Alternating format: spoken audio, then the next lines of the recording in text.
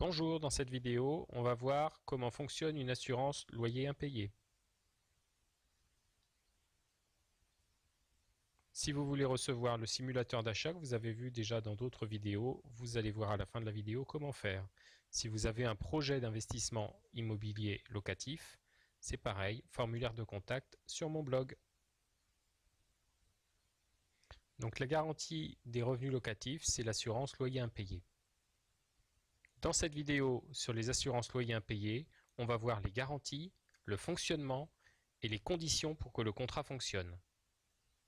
Alors on va voir quelles sont les garanties d'un contrat loyer impayé. Évidemment, ça couvre les loyers impayés, les dégradations et les frais de justice. L'ensemble de tous ces frais peut être pris en charge par l'assurance loyer impayé. Généralement, il y a un plafond, alors parfois global, parfois par branche, c'est-à-dire soit loyer, dégradation et frais de justice séparément, soit un plafond global. J'ai par exemple un contrat où il y a 70 000 euros de pris en charge par sinistre maximum pour ces trois branches de dépenses cumulées. Pour les loyers impayés, évidemment, on sait tout de suite, si on a un loyer de 800 euros, et ben c'est 800 euros qui manquent immédiatement tous les mois. L'assurance peut le prendre en charge. Si on a des dégradations, ça peut se chiffrer en plusieurs milliers d'euros au minimum, parfois 10, 15, 20 000 euros, même sur un T1, on peut avoir 10, 15 000 euros de travaux. Et concernant les frais de justice, ça fait vite chiffrer. Déjà, il y a un avocat, il va falloir mandater un huissier, il va falloir faire beaucoup de démarches, et tout ça, ça coûte assez cher. Donc le fait que ce soit pris en charge évidemment par une assurance, ça peut être assez salvateur. On va voir maintenant le fonctionnement du contrat. Donc il y a d'abord des conditions à remplir concernant le locataire pour pouvoir être assuré. Et ensuite, on va essayer de comprendre comment fonctionne la franchise. Puisque bien évidemment, comme dans tous les contrats d'assurance, il y a une franchise. On va voir comment ça marche. Donc les conditions pour qu'un assuré puisse bénéficier de l'assurance loyer impayé. Les règles d'endettement du locataire sont primordiales. Il faut les respecter. Dans certains contrats, on va estimer qu'un locataire ne doit pas être endetté à plus de 33%. Dans d'autres contrats, on va estimer que c'est 50%. Ces 33 ou ces 50% comprennent le loyer, les charges locatives et le montant de la taxe d'habitation.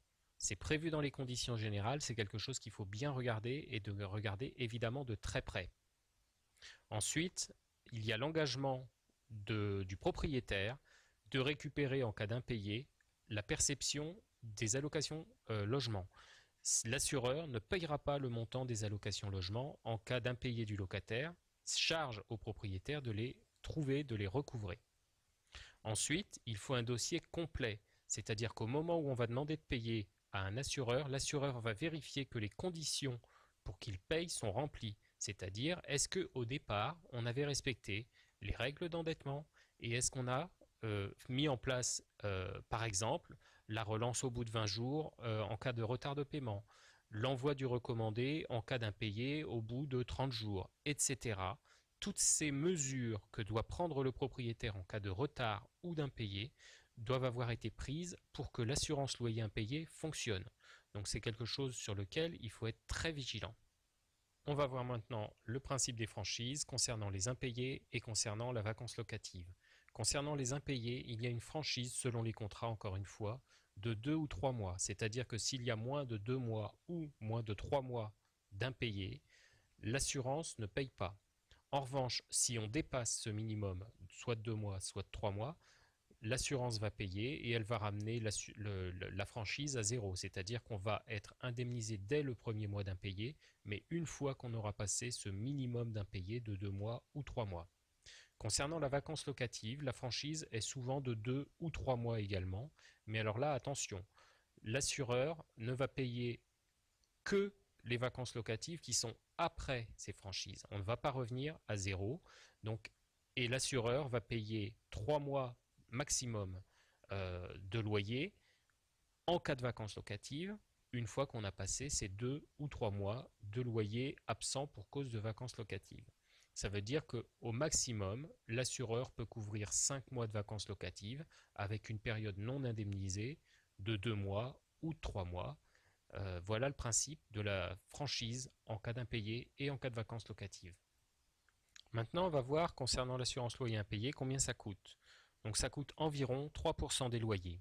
Donc regardez un petit peu vos comptes, vérifiez si cette dépense vaut le coup pour amener de la sécurité à votre montage financier.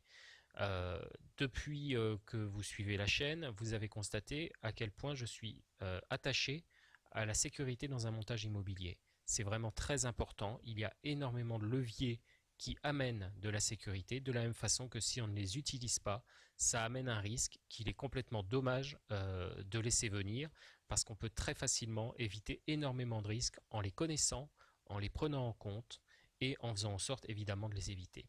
Donc 3% des loyers, ça coûte par exemple pour un loyer à 600 euros par mois, c'est-à-dire environ 7000 euros par an, ça vaut 200 euros de s'assurer contre les loyers impayés, les dégradations et les frais de justice, c'est-à-dire environ 17 euros par mois. Donc 17 euros par mois, c'est ridicule au regard du risque.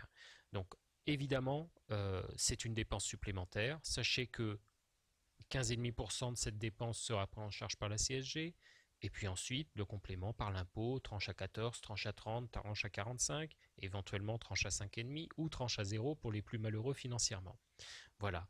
Donc tous ces éléments font que je pense que c'est une dépense saine, encore une fois. Abonnez-vous à la chaîne, évidemment. Suivez mon blog investissementlocatifsintelligent.com. Si vous voulez recevoir le simulateur que vous avez déjà vu dans pas mal de vidéos, eh bien, formulaire contact sur mon blog Investissement Locatif Intelligent. Je vous ai mis des liens. Ici, un immeuble à 93 000 euros. Voilà le montage que j'ai préconisé. Ici, vous avez tout ce qu'il faut pour comprendre le financement immobilier, tout ce qu'il faut savoir concernant un crédit immobilier. Ici, vous avez un exemple de financement qu'il a fallu que je reprenne parce que le client se retrouvait avec 17 000 euros de trou de caisse à la fin de la première année et c'était parti comme ça pour les 10 années du crédit qu'il avait prévu. Et ici, vous avez un test sur mon blog, hein, Investissement Locatif Intelligent. Vous avez un test sur vos connaissances dans l'immobilier et dans le financier.